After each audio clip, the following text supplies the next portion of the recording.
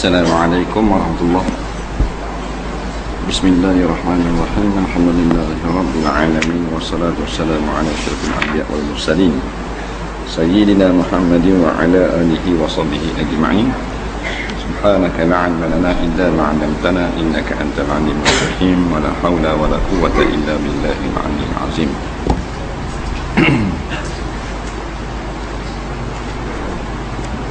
Kat mana sambung?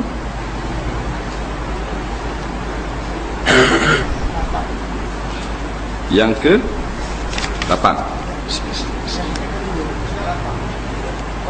Yang kedua. Yang kedua Qidam. Baik. Qala al-mu'allif rahimahullahu ta'ala wa nafa'na wa iyyakum bi'ulumihi fid dharain amin ya rabbal alamin.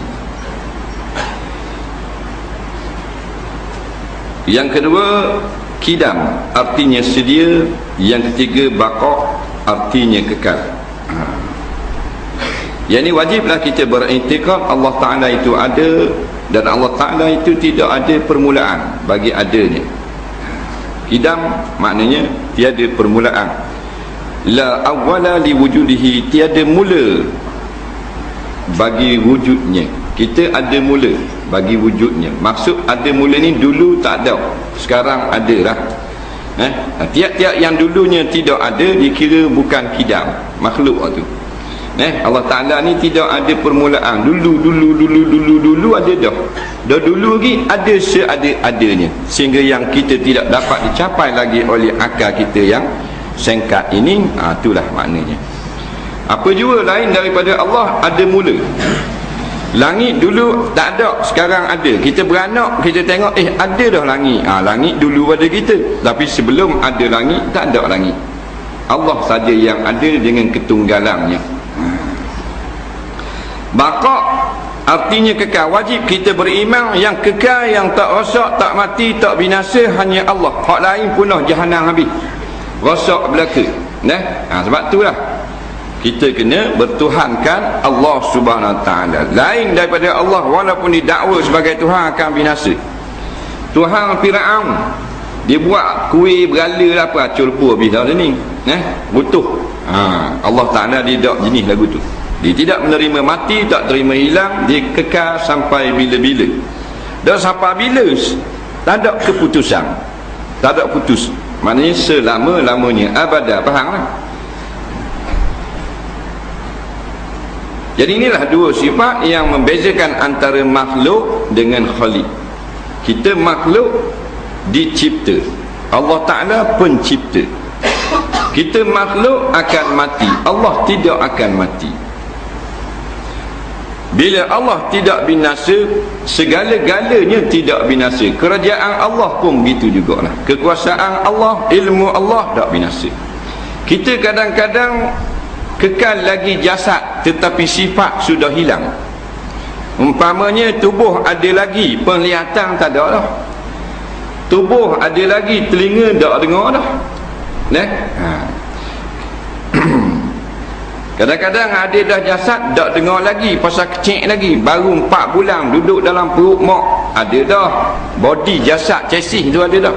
Pendengaran Tuhan tak beri lagi. Dan ni ada ni, boleh dengar, boleh melihat, boleh melangkah, boleh macam-macam kita boleh buat. Barang pinjaman.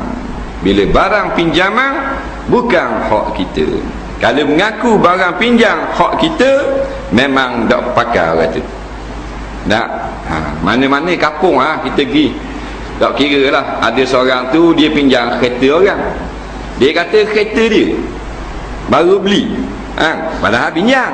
Dia kata kereta dia baru beli ni, pasal boleh duit saka baru ni. Orang tahu dah pinjam dengan dolar. Orang kata ni berat nadang ni, memang tak apa sihat. Mana-mana pun kita pergi, kalau barang pinjam ngaku hak dia, orang ni tak molek, perangai uduh orang panggil. Maka kita juga, kalau kita kata mata ni hak kita, tak apa molek. Kalau kita kata pitih dalam bank tu duit kita, tak apa sihat tu. Tak apa sihat, anak beranak gila babi. Faham? Tu kata pitih kita tu hang pinjam, kereta pinjam, tanah pinjam, rumah pinjam. Siapa masa pinjam anak kita pula. Sebab itulah tidak ada kelebihan, tak ada patut kesombongan kalau pakai barang pinjam. Nah, cikgu kalau ada seorang kawan cikgu pinjam barang orang, lepas tu buat ngaku hak dia, cikgu beri tak? Tak beri, tak ada orang beri. Nah, kalau dia kata hak dia tapi tak sombong. Nah, tapi kereta tu hak pinjam tapi dia ngaku hak dia, orang kata berat nanang dah orang ni. Apatah lagi kalau dah saja dah lah mengaku kereta dia, lepas tu pula depan orang gong pula, kau orang tak berahi lagi. Maka manusia inilah yang sombong kepada Allah. Tuhan beri pinjam kaki, nah, tak guna untuk wak mari masjid. Nah, wak cari makan pagi petang macam bapak kafir laknatullah. Kafir laknat pagi pergi kerja cari makan, petang balik makan kanak pula. Nah, dah orang Islam mana pergi pinjam kaki tak mari masjid. Orang ni sombong dengan Allah. Pinjam tangan, tidak buat kebajikan dengan tangan. Beri pinjam mata, beri pinjam macam-macam, tidak balas budi Allah. Ini orang sombong. Bila mati dah naik langit roh. Allah sebut dalam Quran, la tufattahu lahum abwabus sama, tidak akan dibuka bagi mereka itu pintu langit, kerana gong sangat. Jadi ingat, kita ni adalah makhluk sampai masa diambil semula segala barang yang Khalik Tuhan beri pinjam kepada kita. Ada orang yang Tuhan ambil sekaligus. Dia beri pinjam, lepas tu ambil sekaligus. Sama macam atas dunia. Kita beri pinjam ke kawan kita 3 perkara. Pinjam motosikal kerana dia nak hantar anak sekolah, dia kata. Lepas tu beri pinjam cakur kerana dia nak nanam lada. Kemudian kita beri pinjam duit sikit pasal dia kata nak buat belanja anak-anak senang. Ada kalanya kita ambil cakur dulu. Dia tak ada motor mana? Motor bakar dulu, ambil nak guna cakur. Ada kalanya ambil semua sekaligus. Jadi manusia kita juga ada yang Tuhan ambil sekaligus. Ada Tuhan ambil penglihatan dulu. Tak mati lagi, tak apa. Tak mati lagi, tak dengar. Tangan boleh angkat, kaki boleh. Tak nampak pula dah. Yang kita bimbang Tuhan ambil sekaligus. Dengan kaki, dengan tangan, dengan mulut, dengan mata, dengan hidung, dengan telinga, dengan nyawa-nyawa. Bubur dalam kotak, kembah dalam lubang, sendang dengan batu nasang 2 reti. Faham? Tinggal gitu kan. Berdahar duduk dalam kubur. Gelak guguk dengan ular besar-besar bertanya. Jadi kita belajar Allah Ta'ala bersifat dengan baqa', dengan kekal, dengan tidak binasa. Maka kita tidak takut kepada suatu kerajaan pun yang ada pada alam ini, kerana segalanya akan punah binasa. Yang kita takut hanya kerajaan Allah. Dialah kerajaan yang kekal dulu, kini dan selamanya. Baru juruh ngaji sifat 20. Yang keempat, mukhalafatuhu ta'ala lil hawadis, artinya bersalahan ia Allah bagi segala yang baharu. Biar kita tak boleh nak sebut pun mukhalafatuhu lil hawadis, kita wajib beriman dan kita faham bahawasanya Allah adalah Allah, kita adalah kita. Khaliq, maha suci daripada sama dengan makhluk. Maknanya laisa kamitslihi syai'un wa huwas samiul basir, tiada ada suatu pun yang seumpama Allah. Sama ada pada zat, pada sifatnya. Tak ada seorang pun di dalam dunia ini boleh menurunkan hujan. Tak ada seorang pun dalam dunia ini yang boleh menahan hujan. Tak ada. Pakatlah segala Tuhan orang kafir, tak mampu.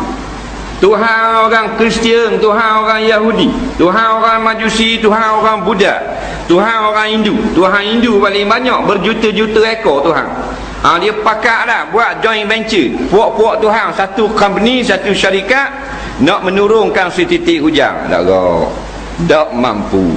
Allah Ta'ala lah, dia belaka. Sebab itulah dia tak sama dengan makhluk. Makhluk tak sama dengan Tuhan. Yang kelimanya, qiyamuhu ta'ala binafsih, artinya berdiri ia Allah dengan sendirinya. Apa maksudnya? Dalam Quran sebut huwal hayyul qayyum, dia yang hidup, dia yang tidak perlukan pada pertolongan. Makna berdiri dengan sendiri, makna Tuhan tak berhajat sedikit pun pertolongan kita. Dan mana yang Tuhan suruh sembahyang, yang suruh puasa, yang suruh berzakat, itu bukan Tuhan minta tolong, itu untuk diri kita. Tuhan minta tolong ni makna Tuhan ni lemah. Allah Ta'ala maha suci daripada lemah. Kalau kita tak semayang, tak ada hal Tuhan. Kalau kita tak sokong Tuhan belaka, tak ada hal. Mana kalau kita buat maksiat tu, tak sokong Tuhan tu. Kalau kita sokong Tuhan, kita ikut. Tuhan suruh semayang, semayang, suruh puasa, puasa, suruh tutup aurat, tutup aurat, suruh zakat, bayar zakat, suruh pergi masjid, pergi masjid. Itu orang sokong Tuhan. Orang tak sokong ni orang lawang kan. Nah, jadi kalau kita pakat tak sokong Tuhan, tak ada hal. Sebut dah dalam hadis kursi, kalau jin dan manusia berpakat daripada zaman Nabi Adam sampai kiamat untuk memberi mudarat, sedikit pun tak akan beri mudarat. Tak mampu. Tapi kerajaan dunia kalau kita tak sokong, mampu kerah. Itu dunia. Pakat tak pakar dalam pilihan raya, pakat tak undi. Bukan saja pilihan raya, kalau dalam kapung tu pakat orang tak boleh layang belaka. Orang datik dia ketua kapung, tapi orang tak layan seorang harang. Ada benda. Jadi Allah Ta'ala tak ada hal. Mu pakat berzina tak apa, daripada dulu sampai sekarang pagi petang berzina mu. Tak pap zina bina, pap zina minarok, pap minarok isyak gang. Tak ada hal Tuhan. Tak ada. Nah, kerana Allah sentiasa gagah. Tak ada pening-pening kepala ada. Anak kita 6 orang ada anak, seorang isyak gang, pening kepala kita. Tak belum 2 beradik lagi. Kalau 6 beradik nerak terus hayuh. Pasal apa? Tu baru seorang anak, pening kepala kita, tak boleh dah. Serabut dah, susah dah. Nak mandi kena bawa ngebek duit, nak berak kena bawa ngecicing-cicing, kalau tidak hilang habis. Seorang yang ngisyak lah rumah. Allah Ta'ala ada hal. Mu nak kedarah harak, mu nak bahan dadah, mu nak tak mau semayang, tak ada hal. Sikit pun tak luar kerajaan. Kerana Allah Ta'ala naik bukan dengan dilantik oleh manusia. Dia adalah Khalik yang azali, pencipta yang azali. Jadi hikmah, perintah, hukum syarak dalam Quran balik kepada kita sendiri. Siapa yang tak semayang masuk neraka. Gitulah. Siapa minum arak masuk neraka. Raja tak semayang, raja masuk neraka. Menteri besar tak semayang, menteri besar masuk neraka. Tak kira siapa-siapa. Buat dosa bolehlah balasannya. Yang maksum Nabi dan para rasul. Sahabat buat dosa, wali pun ada buat dosa. Tak ada kira siapa-siapa. Allah Ta'ala tak perlu pertolongan kita. Kita perlu pertolongan Allah. Kalau kita nak Tuhan tolong kita, kita ikut perintah dia. Wasta'inu bis sabri was salah. Minta tolong dengan sabar, menahan bala Allah, dan sentiasa berdoa dan bersembahyang. Batulah orang yang paling berhak kita minta tolong Allah Ta'ala. Orang yang tak minta tolong Allah, orang ni orang buta. Orang ni orang yang telah dihijabkan dia daripada pencipta ni. Ramai orang yang hilang Tuhan dalam kehidupan. Bila ada susah dia tak cari Tuhan, dia cari manusia. Dia kira Tuhan tak ada apa, semayang tak kenyang tau, tak boleh rezeki tak ada semayang, dia main gitu.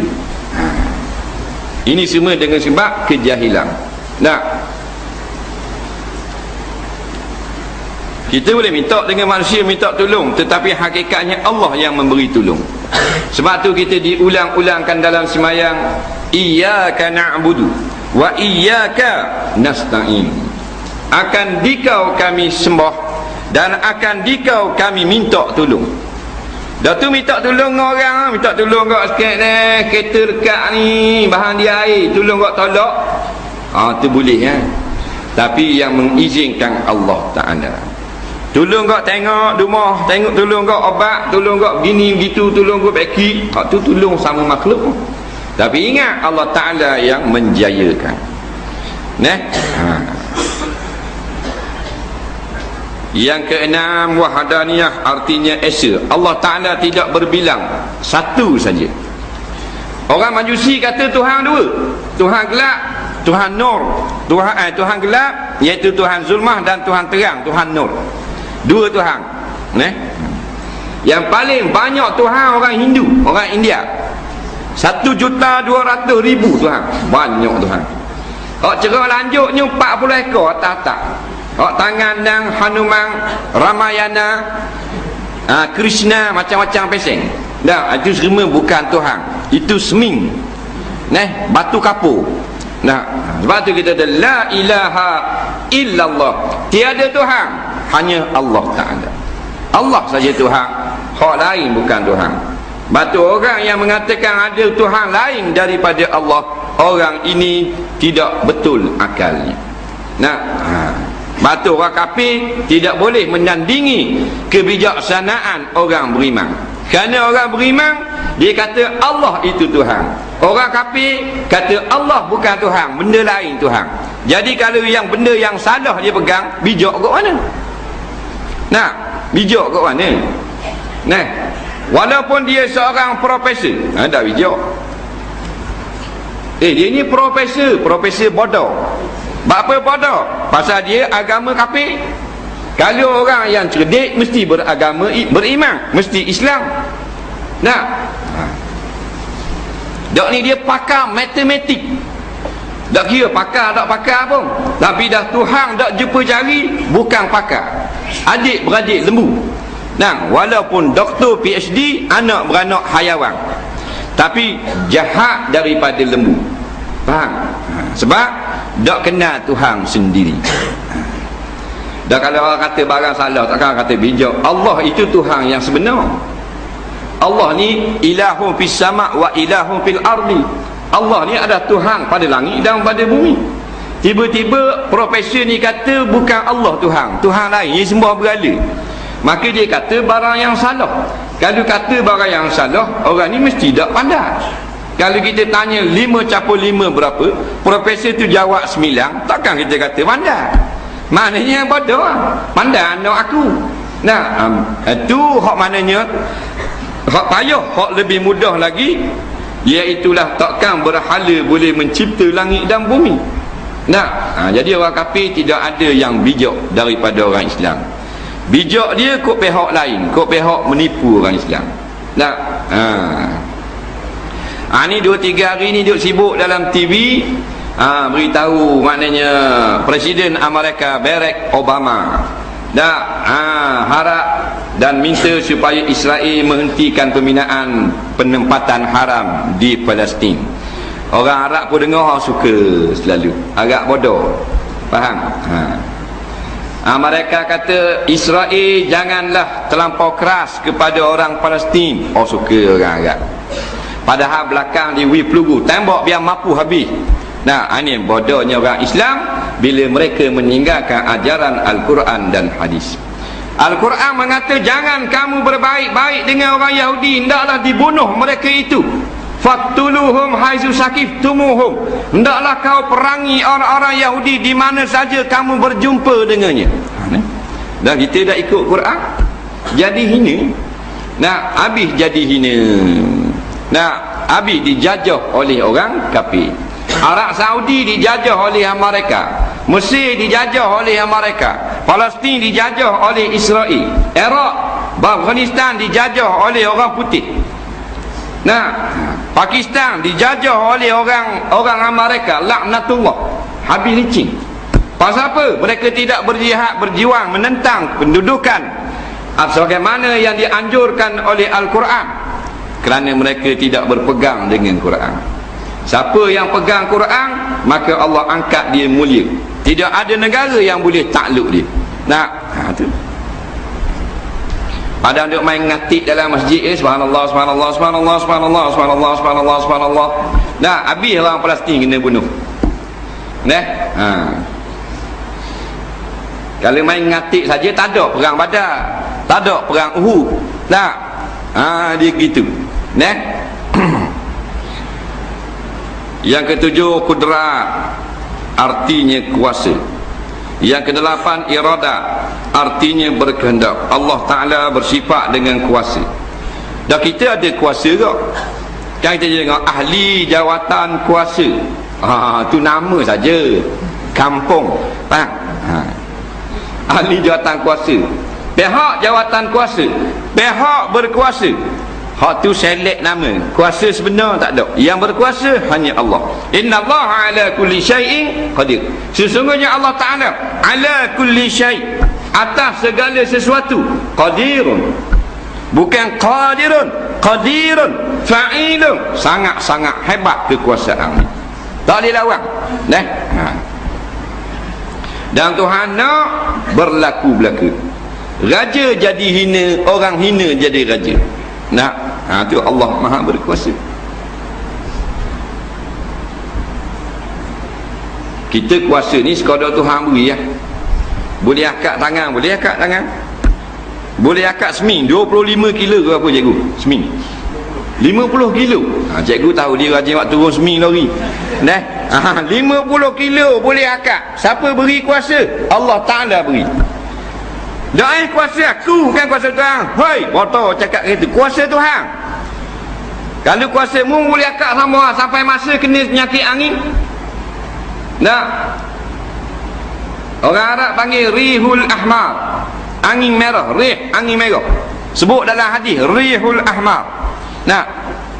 Kita panggil penyakit angin.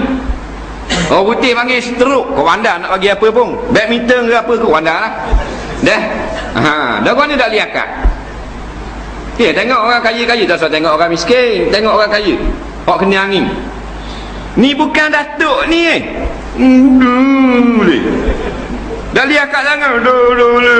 Dah liakat tangan. Ambul tangan saja dah liakat. Kamang sepanang tu. Tak boleh akak. Dan yang mu kata kuasa mu akak ada tu kata kita lemah. Mu gagah pun lemah. Mu ngaku gagah pun mu lemah juga. Orang yang bertauhidkan Allah lemah ke? Orang yang menafi ketuhanan Allah lemah ke? Orang beriman, orang kafir lemah belaka. Tetapi bila kita lemah, molek dalam keadaan beriman. Dia gitu. Dia berasa gagah. Oh hebat jangan main. Jangan main, dia hebat ni. Tengok masa mandi mayat. Hebat aku mana? Ketua boleh ni. Oh jangan main bakang ketua boleh. Tahu dah tengok masa nak mandi dia. Tak gerak. Dia tengok mayat ketua boleh. Tabik kata, apa khabar? Tak gerak. Boleh ngaji pula. Ada bakang. Taekwondo black belt ada. Tali pinggang hitam. Silat asal kabah, silat gayung, silat pulut, silat lebong, macam-macam ada lagi.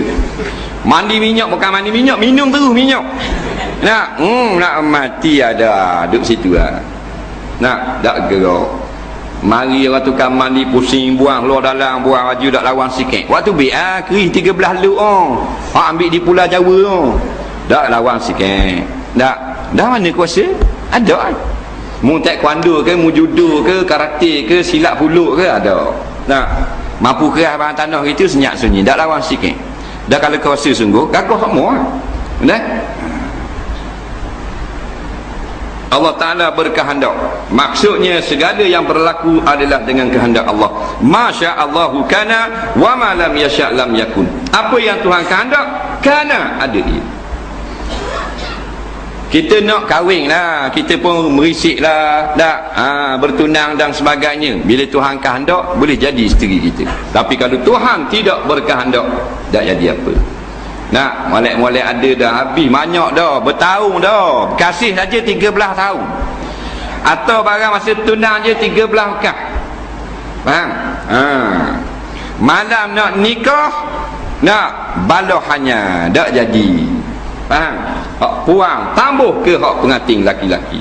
Nikah dengan Tok Imam sendiri. Ada. Pasal apa? Pasal Allah bersifat dengan iradah, dengan berkehendak. Dan kita kehendak kak. Kehendak ni gini, kita ada perasaan nak buat satu. Faham tak? Rasa esok nak pergi situ, Lusa nak buat benda ni tu kehendak. Kayak pergi balik sejik nak pergi stadium. Faham? Bila nyanyi? Mana ni? Saya muak tak tahu sama. Alah tiket ada dah.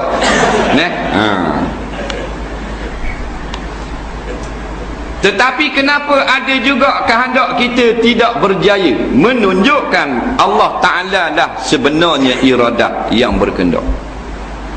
Apa yang Tuhan kehendak mesti ada. Apa yang kita kehendak bergantung dengan kehendak Tuhan. Tak ada orang dalam masjid ni yang dia nak anak dia mati kecil atau sakit, tapi berlaku sebab Tuhan kehendak. Tanya ibu bapa, tak kehendak. Dia interview ibu-ibu, bapa-bapa hak ada anak, tengok hak bawa anak cek patah anak, jalan bawa anak datang, pergi interview dia. Assalamualaikum. Waalaikumsalam. Ni nak tanya sikit, nak ada anak ni kat pergi bila masuk jauh 1 kena langgar dia lari? Nak tak? Tak ada orang jawab nak. Nak tak kalau anak ni bila-bila mana mati lemah? Nak tak anak ni bila time dia jauh 3 nak ni colek dah orang, ni bunuh dah orang? Tak ada orang nak. Dah mana berlaku? Tuhan kehendak. Faham lagi? Kalau kita kehendak mesti jaya. Semua anak sihat belaka. Tak ada ibu yang nak anak sakit. Nak tanyalah ibu di mana pun. Ibu di Malaysia, di Mongolia, di Afrika, di planet Mareh, Mustari, planet Hadari, kalau ada, dia tanya. Tak ada seorang pun ibu bapa yang nak anak dia sakit. Faham? Dah tu yang sakit dulu hospital, Tuhan kehendak. Nampak? Iradat Allah Ta'ala fa'alul lima yurid. Tuhan buat apa yang dia kehendak. Tidak ada seorang ibu pun yang nak anaknya jadi penjenayah. Ada? Tak ada orang lah kita dengar di khabar ke anak dia ingat tu awang dia, kalau cikgu tanya nak jadi apa, kata nak jadi bapak perapak. Tak ada lagi mok pecang gitu. Nak mereka nak jadi doktor. Nak jadi engineer. Nak jadi JKK. Tu ada. Tapi tak ada lah. Kalau cikgu tanya kata nak jadi perapak. Kalau cikgu tanya nak jadi progo bersiri, jawab gitu. Ada mok pok jawab gitu. Besar anak. Ada. Dah mana ramai penjananya. Tu kata. Bak tu menunjukkan kehendak kita ini kehendak semata-mata, yang tidak ada kuasa apa-apa meluluskannya. Cuma Tuhan suruh kita berkehendaklah melakukan perkara-perkara yang baik. Itu saja. Tak ada orang yang nak anak dia tak lulus periksa. Semua orang kalau boleh nak 20A belaka, nak 15A belaka, nak kredit belaka, nak ke universiti belaka. Dah guna ramai tak masuk universiti juga, ramai tak PAS juga. Tu lah. Jadi kita ni ingatlah, kita umat yang bertuhan. Ada kuasa di belakang kita yang lebih hebat daripada kita. Mu nak makan pagi petang siang malam, cari kerja beranak berini mereka tu hakmu. Ingat, kita tidaklah betul kuasa mutlak, Allah ada kuasa mutlak. Yang ke-9, ilmu artinya mengetahui. Wallahu a'lam. Kita tengok soalan.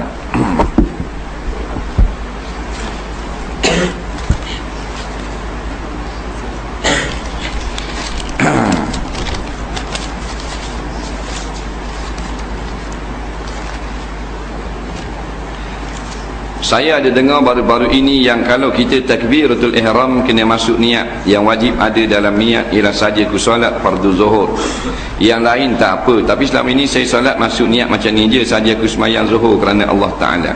Sah atau tidak solat saya kerana tidak ada perkataan fardu? Pendapat yang muktamad mengatakan mestilah kita ada kosak ta'arud dan ta'yin, iaitulah kita berniat aku mengerjakan, aku solat fardu zuhur, atau sahaja aku semayang fardu zuhur. Kalau kita tak sebut fardu itu, jadi tidak betul lah niat kita, dan dipertikaikan oleh ulama. Walau bagaimanapun, kalau dulu tu kita jahil, sekarang baru dah belajar ni, tak, maka yang dulu-dulu tu tak payah qada. Kerana masalah meletakkan ta'arud, ta'yin dan qasad ini masalah ijtihadiyah. Yang ada dalam nas hanyalah innamal a'malu binniyat. Walau bagaimanapun hak akan datang ni kita niat biar betul supaya keluar daripada pertikaian ulama. Hak lepas-lepas benda ni benda ghawami, jika dimaafkan pada syarak, kerana benda ni benda khilafiyah. Kalau benda yang kita buat masa lepas itu benda ijma' ulama', kena ulang balik. Contohnya selama ini kita sembahyang maghrib 2 rakaat, maka kena qada baliklah, kerana itu tidak ada pun khilaf di kalangan ulama', memang tak sah. Baik, soalan seterusnya.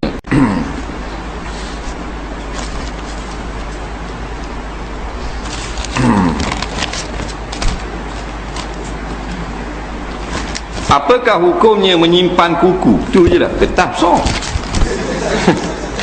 Segitu je. Apa hukum menyimpan kuku? Jawabnya, simpan kuku di mana tu? Simpan belum potong ataupun selepas potong? Pada adatnya soalan ni belum potong lah.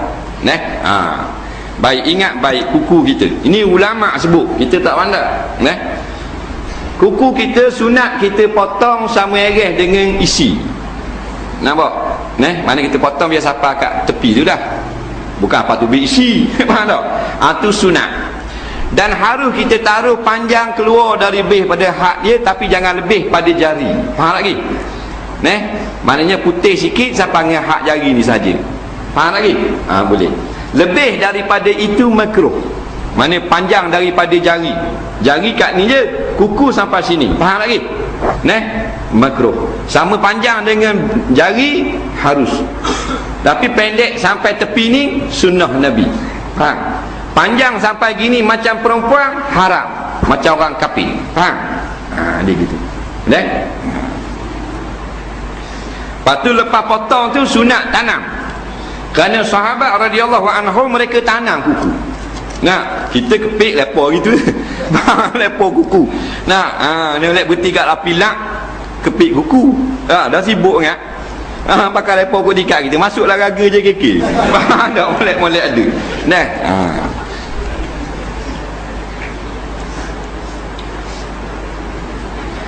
Batal tak wuduk kalau kita makan sampai kenyang. Dia ada wuduk, lepas tu dia makan banyak sampai kenyang. Maka tak batal lah wuduk. Berapa batal wuduk pula? Ada orang makan kenyang batal wuduk. Ke makan benda ni? Batal atau tidak wuduk kalau kita makan sampai kenyang? Tak batal. Tak usah kata sampai kenyang, sampai pecah tu. Pecah je, pong, pecah. Tak batal kau. Tapi makan lebih daripada kenyang tu haram. Kita makan kenyang dah, tapi sedap kena layang lagi ke dia sampai lebih pada hak kenyang, haram. Kerana hadis man akala fawqa syiba' faqad akala al-haram. Siapa yang makan lebih daripada sempadan kenyang, dia makan haram. Rezekinya halal, perbuatan dia lebih tu jadi haram. Yang ini dibenci oleh Allah Subhanahu Wa Taala. Kita ni orang-orang kebanyakan orang awam. Tak apalah, makan sampai kenyang berhenti. Kalau kita nak khusus, nak lebih sikit, makan separuh. Kalau kita kenyang 1 pinggang, makan setengah pinggang. Itu dah ada martabat, dapat kelebihan di sisi Allah. Tak sama dengan para sahabat. Sayyidina Abu Bakar makan 2 hari 1 kali. 2 hari sekali. 2 hari sekali. Kita 3 kali sebetul. 3 kali sebetul makan. Nasi gitu sekali makan. Malu kau orang serebang ni tengok Allah macam Maulana, tapi makan macam setan. Ini. Jadi jangan lebih sangat. Makan sedap tak salah, makan banyak. Makan banyak, belajar agama jadi bodoh. Semayang tak payah nak khusyuk. Dia mudah lala. Dia mari 3 kepak. Penyakit dia tidur banyak, tak cerdik, umur pendek. Apa? Dan nyakit. Batu kata ulama-ulama mutaqaddimin, al-ma'idatu baitud da'. Perut kita adalah rumah penyakit. Maknanya kebanyakan penyakit berpunca daripada makanan. Tapi bukan hakikat begitu. Allah Ta'ala segala-galanya. Cuma kita berikhtiar. Jadi tak batal wuduk makan sampai kenyang, sampai pecah perut pun tak batal wuduk. 2 hari lepas saya ada tanya ustaz pasal solat pakai kain saja. Ustaz kata sah solat, tapi ustaz kata cuma tak dapat pahala. pahala segi apa tu ustaz? Pahala solat ke? Pahala tak pakai baju? Pahala pakaian. Sebab sunat kita memakai pakaian yang elok di dalam semayang. Tiba-tiba kita pakai kain saja semayang, dapatlah pahala semayang tu. Tetapi pakaian kita tak elok sebagaimana yang dianjurkan oleh sunnah, maka tak dapat pahala tu. Dia gitu. Sayyidina Umar dia ada dua lah pakaian, dua lah jubah. Satu untuk urusan harian, satu untuk semayang. Satu hari baju dia tu dia basuh. Dia basuh baju, basah kan? Maka tak kering, dia tak pergi semayang jemaah. Nabi panggil, suruh pergi turuk Sayyidina Umar. Pergi turuk Sayyidina Umar, guanya tak mari hari ni. Orang pergi tengok, panggil Assalamualaikum, Waalaikumsalam. Ada lah Umar, guanya tak mari semayang jemaah. Satu riwayat lah. Satu riwayat lagi semayang jemaah. Sayyidina Umar kata, ada dah sakit, tak sakit sihat. Dah apa tak mari? Nabi suruh mari tak. Dia kata baju tak kering, telanjang yang tu tak tubik. Tak ada baju, taruh selang tok semayang. Mana comel lah. Maknanya pakailah comel sikit pun dia pakai kain gitu. Tak ada pahala. Bukan pahala semayang, semayang tu suku. Pahala memakai pakaian. Kan suruh pakai baju molek-molek nak semayang. Sah memang sah. Tak ada masalah sah, tapi fadilah tak dapat. Cikgu nak pakai kain pelekat saja, baju tak pakai, piyah tak pakai, di jabat Mak Sa'id. Ni jumpa dia. Orang kata orang gila. Cuma kelebihan cikgu kalau tahan bah tak kena takat. Nak tu saja. Takkan kita nak mengadap Allah Taala macam orang gila. Tak. Kalau kita makan lupa baca bismillah, kita kena baca apa pula? Nabi SAW ajar kita suruh makan dengan bismillah. Seorang budak, seorang laki-laki dia makan, seorang budak dia makan tak bismillah. Nabi tengah makan dengan sahabat, mari seorang budak. Budak-budak ni memang tengok orang lain betul lu, biar tak jepuk pun. Dia tetel lu. Dia mari terus makan. Dia makan, dia puak tak bol dalam mulut, tak kata bismillah. Jadi Nabi tengok dia tak baca bismillah, dia kata ya gulam, kul bi bismillah. Wahai budak, makan dengan bismillah. Nampak? Kerana apa? Kerana kalau makan tak dengan bismillah, Nabi kata syaitan akan makan bersama-sama. Kemudian Nabi ajar pula kalau kita lupa baca bismillah sedang makan, aku terlupa baca bismillah. Makanan tak habis lagi, ada dalam pinggan. Maka sunat kita kata bismillahi fi awwalihi wa akhirihi. Ni Rasulullah kata, bukan ulama kata, Rasulullah yang kata bismillahi fi awwalihi wa akhirihi. Ni dalam hadis. Maknanya dengan menyebut nama Allah pada awal dan pada akhir. Bila kita kata lagu tu, maka syaitan yang makan bersama tadi dia akan mutah balik. Kita tak nampak syaitan ni alam ghaib, tapi Nabi tahu. Kerana Nabi wama yantiku anil hawa, dia bercakap bukan nafsu. In huwa illa wahyu yuha, semuanya wahyu Allah beritahu. Jadi Allah beritahu pada Nabi, bila kita baca bismillahi fi awwalihi wa akhirih, dia akan mutah balik. Kita yakin?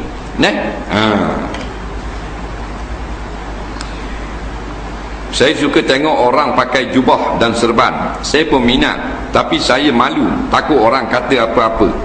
Orang zaman sekarang ni tak boleh tengok orang berubah. Lebih-lebih lagi orang biru. Apa pula ni yang kait dengan biru-biru pula ni. Mu ni politik sama. Dia kata dia suka tengok orang pakai serban, pakai jubah. Memanglah Nabi ini, inilah pakaian dia. Baju Nabi dua yang terkenal, jubah dan gamis. Jubah, gamis, dua ni. Ini disebut oleh ulama-ulama di dalam kitab-kitab hadis. Kemudian atas kepala Nabi pakai dua jenis juga, qalan suah dengan imamah, iaitu serban dan kopiah. Jadi siapa yang tak pakai tak berdosa. Dia pakai baju Melayu tak dosa. Pasal pakai jubah, pakai gamis sunnah Nabi, bukan wajib. Hukumnya boleh padilat, boleh sunat, boleh sunnah. Faham? Jangan benci sudah. Benci pakaian sunnah batal akidah. Faham lagi? Sebab dia Rasulullah. Biar kita pakai baju kok pun, ada bow tekak pun macam Jet Li, tak apalah. Nah, tapi tengok orang pakai sunnah, kita tak benci. Tak apa. Masalah rosak akidah ni, kita tengok orang pakai sunnah, kita sakit hati, benci. Tu tak boleh. Dan kalau orang pakai jubah curi, bukan benci jubah, benci perangai curi. Kerana jubah dan serban piyah pakaian Rasulullah, tak boleh benci. Kata ulama, kalau kita tak pakai pun, kita kasih kepadanya. Nampak? Sebab pakaian itu pernah dipakai oleh kekasih kita. Faham? Kan Rasulullah tu kekasih kita. Nah, Habibullah kan? Habib tu kekasih. Pandai sebut Habibullah, Habibullah. Benda Habib, makna kekasih. Nah, jadi kalau nak pakai tak usah malu. Nah, malu dia nak pakai serban, nak pakai jubah, malu dia. Nah, pakai jubah, malu dia. Jubah ini bukan pakaian Arab, ni pakaian Rasulullah. Nah, Syekh Hasanain Muhammad Makhluf bila ditanya apakah pakaian Rasulullah, jawabnya jubah dan gamis. Kerana dikaji daripada kitab-kitab sirah tentang sejarah Rasul. Nah, jubah yang mana? Jubah ni dia belah ni sampai bawah, sampai terus sampai bawah. Boleh buka gini. Lepas tu kacing dengan butang, tu jubah. Gamis ni hak butang ni sampai sini saja, faham? Bawah ni tak ada. Ni gamis. Rasulullah dia pakai suka gamis singkat, setekat labu betih ni. Nah, dia gitu.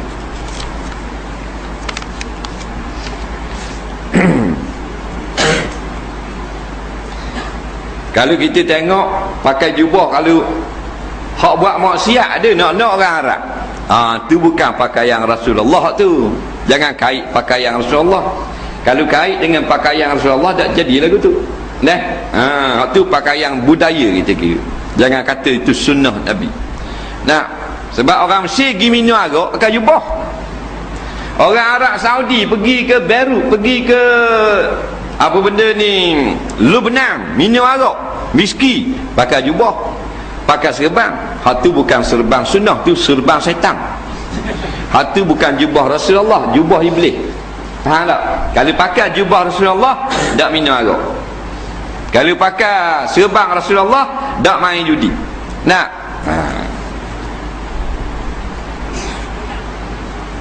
ada orang offer saya blok mutu, saya tak mahu pun. Blok tu barang curi. Saya tak tahu blok tu barang curi ke tidak. Saya tanya dia pun tak tahu juga. Perlu tak saya siasat sampai lubang cacing? Aduh. Ginilah, biasa blok-blok ni barang curi biasanya, kebiasaan adat. Kata budak-budak kawan-kawan nak mari blok ni enjin tu lah. Atas lendah hit dia bagi, bawah tu blok.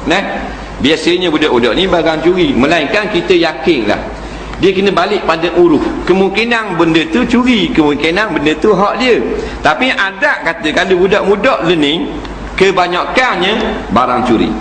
Jadi nak bolehkan ke kata harus kita beli, mana kena ada bukti benda itu tidak haram. Jadi kalau kita nak selamat, kita balik kepada hukum warak. Kerana kebanyakan sekarang barang curi kalau benda-benda lagu tu. Jadi kita warak, lari daripada syubhat, tak payah melainkan dia ni memang kita tahu barang ni barang halal. Blok dia tu dia buang, dia beli blok lain pula. Dia puas pakai blok tu, dia buat blok dengan tanah liat. Tu lain kita tahu. Tak? Sebab main sosek. Motor curi ni dia tak pakai kat kadang-kadang. Curi motor, pos curi 200 riyal.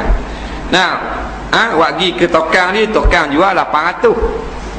Ada orang pula tukang beli 1200. Hak 1200 beli ni dia kelas jual barang pula. Blok 60, kabureta 50. Hak ni gini boleh balik 2000. Gitu mainan lah ni. Jadi kalau kita rasa tak sedap, tak payah.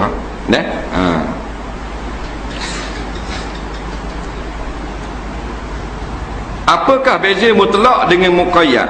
Apa maksud lafaz am dan lafaz khas? Benda beza mutlak dengan muqayyad. Pertanyaan ni umum sangat ni. Neh. Kita nak jawab pun jadi banyak ni cerita. Ke nak tahu lapah saja. Nah, mutlak ni lepas. Muqayyad maknanya terikat. Terikat dengan lepas. Ada beza. Benda ni terikat, benda ni lepas, terlepas. Nah, mutlakun dilepaskan. Talak, lepas. Aku talak akan dikau, maknanya aku lepas kamu daripada menjadi isteriku. Mutlakun maknanya benda yang lepas. Lepas daripada apa? Daripada terikat. Muqayyadun benda yang diikat, terikat. Nah, dia gitu. Lepas tu benda beza apa makna lafaz am dan lafaz khas. Lafaz am makna umum, lafaz yang umum. Nah, maknanya ati Allah, taatlah kamu akan Allah. Maknanya suruh taat perintah Allah, umum. Kalau khas, aqimus salah, dirikanlah, kerjakanlah sembahyang. Kerja kesembahyang ni taat perintah Allah tak? Tapi dia panggil khas, ada khusus. Faham tak? Takat itulah pasal ditanya pun umum sangat. Soalan seterusnya,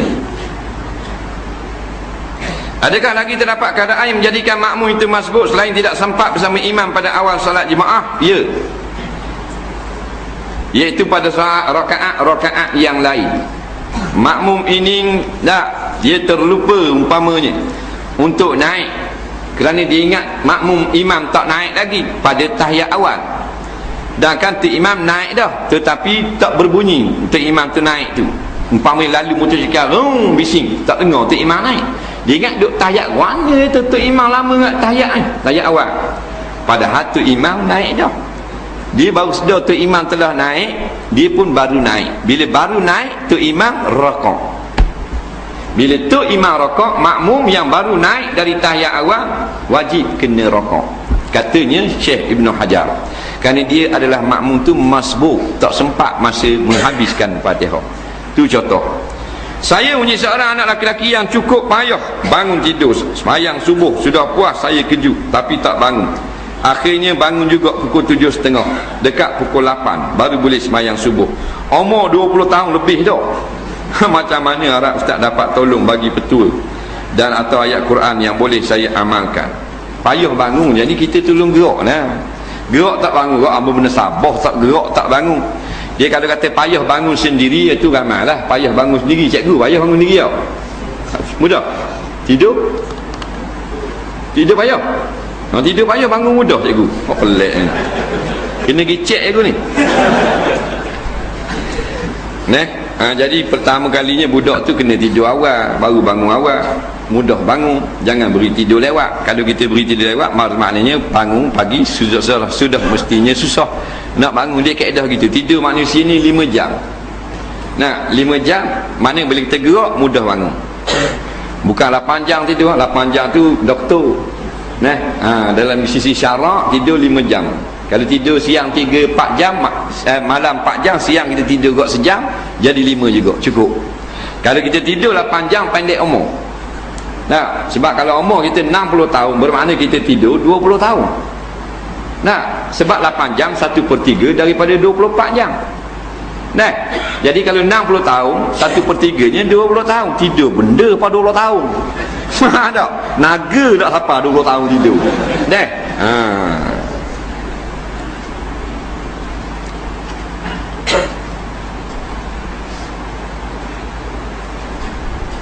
Satu hari saya dengar satu doa ustaz.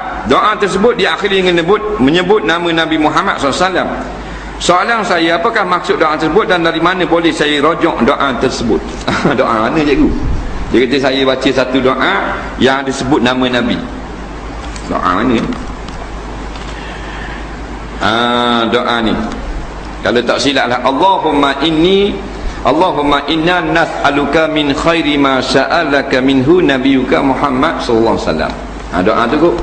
Wa na'udzubika min syarri ma sta'azaka minhu nabiyuka Muhammad sallallahu alaihi wasallam. Ni doa ni sangat baik.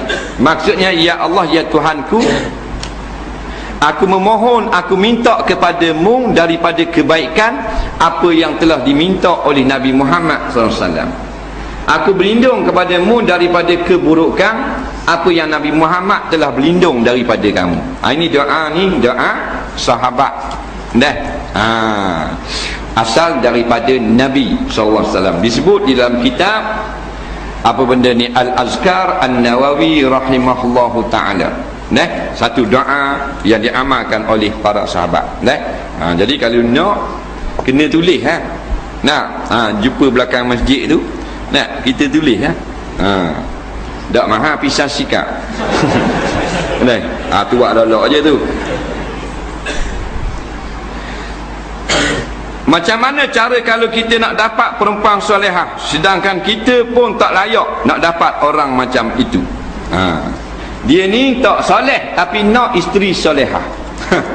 Tu nasib lah. Jadi sebaik-baiknya kita kena soleh. Ingat, lelaki soleh tidak mengapa kahwin dengan perempuan tidak solehah. Tetapi perempuan yang solehah tidak elok kahwin dengan laki-laki yang tidak soleh. Kerana Allah sebut ar-rijalu qawwamun 'alan nisa. Laki-laki yang memimpin perempuan. Kita ketua. Jadi kalau kita soleh, isteri tak soleh tak apa. Kita boleh bentuk dia. Jangan kita tak soleh, isteri soleh, isteri solehah. Biasanya isteri solehah akan jadi tak solehah bila dapat suami fasik. Tapi kalau tu imam kahwin dengan minah rempit, alhamdulillah boleh ubah. Tu imam pakai jubah, pakai serban, dia kahwin dengan dia cari isteri dia hak jenis pakai skirt. Umpamanya kerana dia nak ubah perangai budak ni, ini dipuji syarak. Ini dipuji syarak. Ini juga jihad di sisi Islam. Kerana apa? Kalau semua nak hak salihah belaka, dah hak dak salihah kau punah, kau rosak. Sebab tu dalam Islam amat-amat tidak digalakkanlah orang perempuan yang Islam lama dah kahwin dengan mu'allaf lelaki. Tetapi mu'allaf perempuan elok kahwin dengan lelaki-lelaki Islam. Kerana dia akan diajar oleh suami dia.